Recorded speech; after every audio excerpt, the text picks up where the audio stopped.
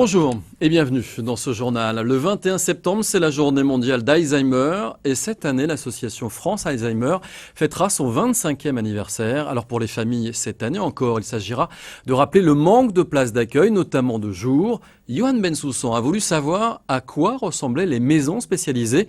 Il s'est rendu à Éragny-sur-Oise où la lutte contre la maladie d'Alzheimer vient de franchir une nouvelle étape avec la maison Solem qui s'est dotée depuis juin dernier d'un accueil de jour ouvert du lundi au vendredi. L'objectif, c'est bien sûr le maintien à domicile des patients, mais aussi la stimulation permanente. Regardez ce reportage, il est signé donc Johan Bensoussan. C'est un lieu hors du temps et de l'espace, un lieu d'apaisement où les sens des résidents sont mis en éveil.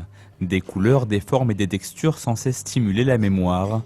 Un travail nécessaire pour ces patients atteints de la maladie d'Alzheimer. Ici à la maison Solemnesse d'Éragny, ils sont 91, en très grande majorité des femmes, à combattre l'oubli jour après jour. Et des chambres jusqu'au jardin dans cet établissement, tout est fait pour que le patient se sente un peu chez lui. À partir du moment où vous mettez tout en œuvre pour que ces personnes puissent vivre le mieux possible, forcément, puisqu'on ne meurt pas de la maladie d'Alzheimer, mais on meurt de ses conséquences, vous évitez à ces personnes de se dégrader trop vite. Ouverte depuis 2 ans et demi, la structure se dote aujourd'hui d'un nouvel outil pour lutter contre la maladie, l'accueil de jour. À mi-chemin entre le domicile et l'institution thérapeutique, il se veut à la fois un lieu de surveillance de l'évolution de la maladie, mais également un moyen de prévenir l'exclusion de ces personnes dépendantes.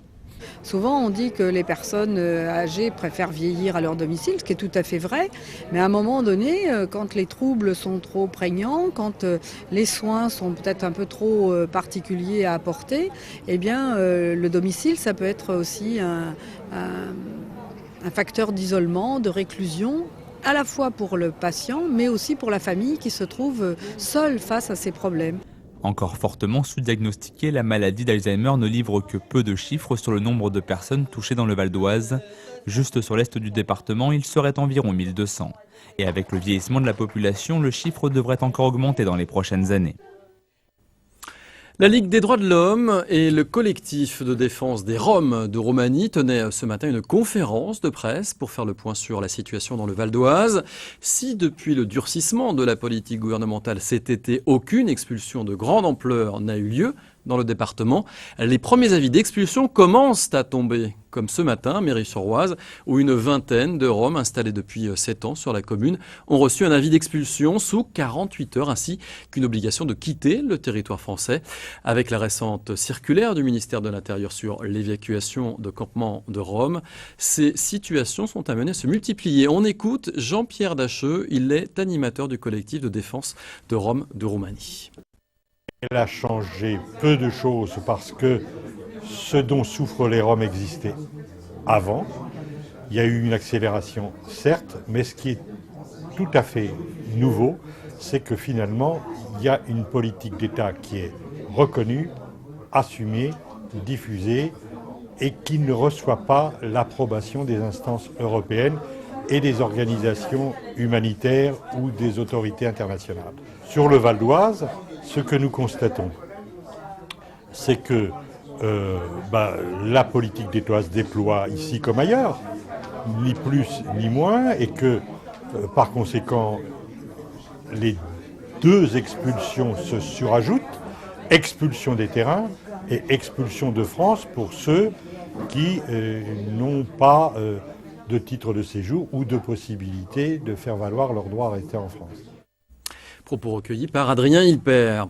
En bref, à Sannois, le médecin rwandais accusé de génocide remis en liberté. La justice française vient de refuser ce mercredi l'extradition d'Eugène Rwamusio vers le Rwanda.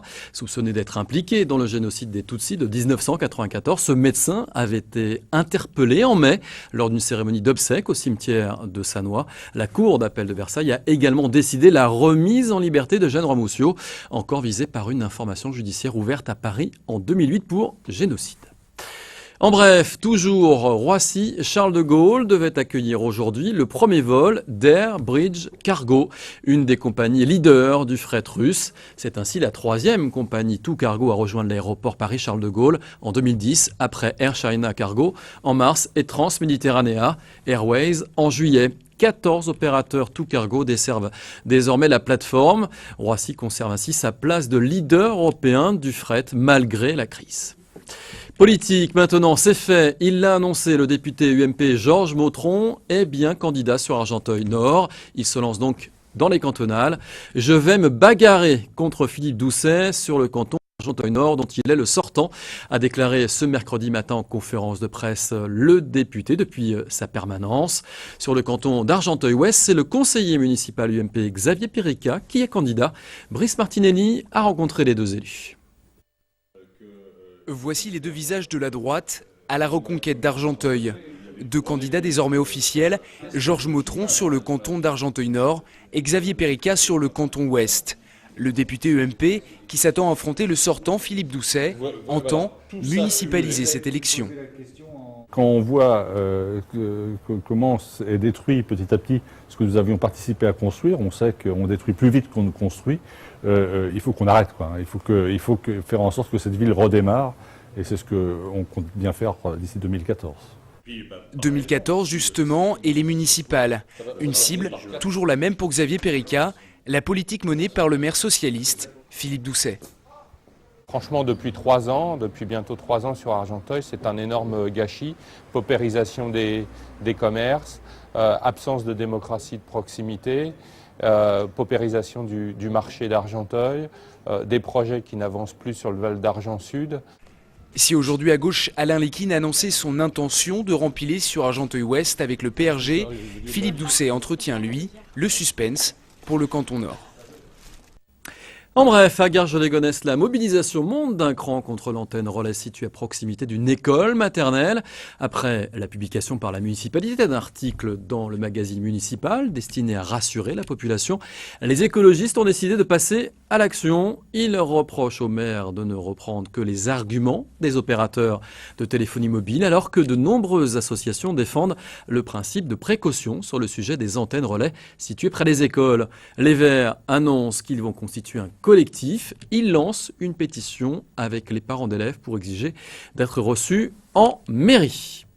Du sport maintenant, dimanche sur le bassin de Montémort au vélo, le valdoisien Rémi Di Girolamo et son partenaire Jérémy Azou ont pris la médaille de bronze en 2 de couple poids léger lors des championnats d'Europe d'aviron.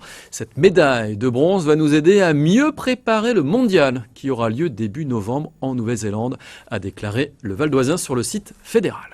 Et on poursuit maintenant notre série sur ces lieux et monuments du Val d'Oise qui ouvrent leurs portes dans le cadre des Journées du patrimoine, avec dans cette édition un zoom sur l'abbaye de Royaumont. Regardez ce reportage, il est réalisé par Christophe Rigaud. À 35 km de Paris, au milieu des marais et des forêts, remarquablement préservée, l'abbaye de Royaumont n'a jamais été livrée à l'abandon.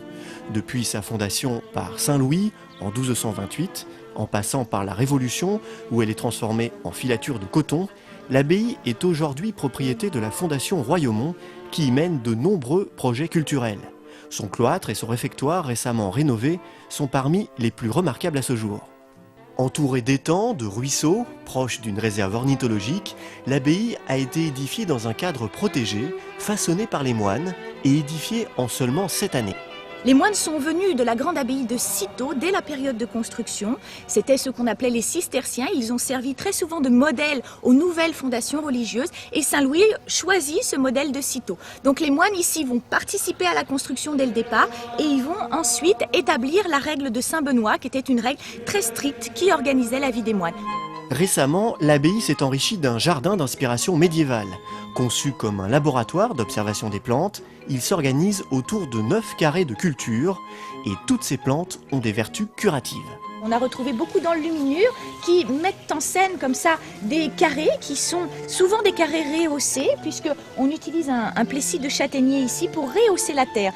Alors la terre est mieux éclairée bien sûr, cela permet donc d'aérer davantage la terre, d'éviter le gel et puis ça permet aussi à des moines qui ne sont pas toujours en tenue pour faire du jardinage de pouvoir circuler facilement au milieu des plantes médicinales et de pouvoir les cueillir sans descendre jusqu'à terre en ménageant ainsi leur dos. Après la Révolution, l'église de Royaumont, qui avait à peu près les dimensions de la cathédrale de Soissons, fut détruite en 1792. Le nouveau propriétaire fit construire dans le parc, avec les pierres de l'église, les habitations des ouvriers de la filature qu'il installait à Royaumont. Avec chaque année à l'automne sa saison musicale, ses 60 000 visiteurs, son centre de séminaire, Royaumont est devenu sous les vieilles pierres un fleuron économique du Val d'Oise, puisqu'il s'agit de la première entreprise culturelle du département. À voir donc pendant les journées du patrimoine et puis également tout le temps. Voilà, ce journal se termine. Merci encore de l'avoir suivi. On se retrouve bien sûr dès demain. D'ici là, l'info continue sur royonews.fr.